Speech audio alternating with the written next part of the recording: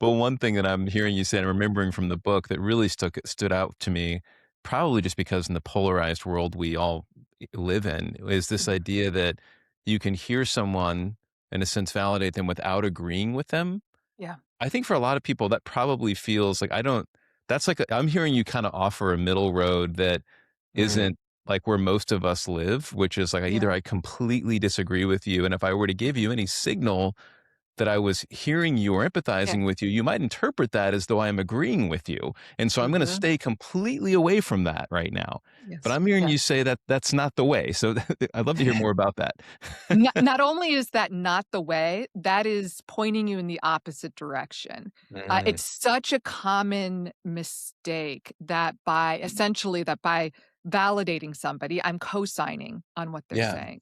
The right. fact of the matter is my daughter is 12 right now, and I've seen her year after year go through different versions in her English class of having to do some type of opinion writing or Mhm. debate writing.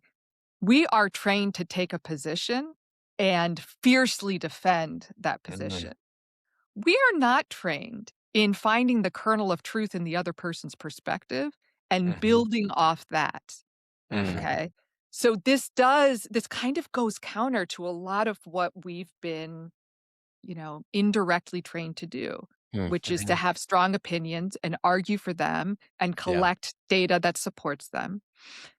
The fact of the matter is, if you want to be able to persuade somebody, you need to Mhm. be able to tell them that you understand what they're saying.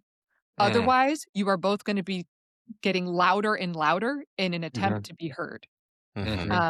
So Mm. it is a myth that by communicating understanding, you will cosign on something you find problematic, right? I Mm. can say, "I totally understand where you're coming from, and I do not agree."